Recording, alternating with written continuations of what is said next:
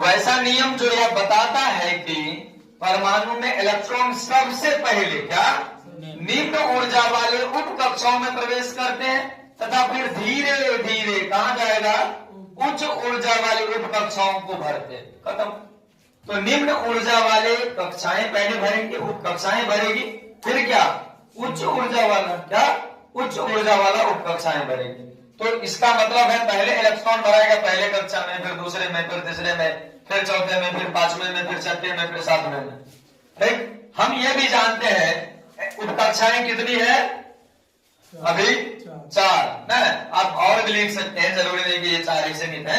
S P D F G H बहुत हो सकता है, नहीं बता दीजिए क्वांटम संख्या और जब कक्षा बता रहे थे तो उस दिन।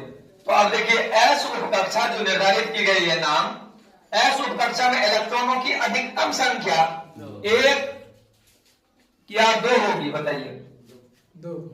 अधिकतम संख्या पूछे तो कितनी होगी 2, लेकिन इसमें रह सकता है 1 भी और 2 भी। तो हम कह रहे हैं अधिकतम संख्या 1 या 2 ना। अधिकतम संख्या 2, न्यूनतम आप रख सकते हैं 1। ठीक। दूसरा देखिए पी उप कक्षा में इलेक्ट्रॉनों की अधिकतम संख्या कितनी होगी 6। कितनी 6 ना 6। तो पी उप कक्षा में इलेक्ट्रॉनों की अधिकतम संख्या 6 होगी। 6 कितनी 6। पी उप कक्षा में इलेक्ट्रॉनों की अधिकतम संख्या 6 होगी। आप इसमें 1 2 3 4 5 भी इलेक्ट्रॉन रख सकते हैं, लेकिन अधिकतम कितनी होगी 6। हम जो सोचेंगे पी उप कक्षा में 6 के बाद वाला 7 इलेक्ट्रॉन चलाए तो ये संभव नहीं है, 8 इलेक्ट्रॉन चलाए तो ये संभव नहीं है, 6 से ज्यादा नहीं होगा। डी उप कक्षा में इलेक्ट्रॉनों की अधिकतम संख्या कितनी होगी 10। डी उप कक्षा में इलेक्ट्रॉनों की अधिकतम संख्या 10।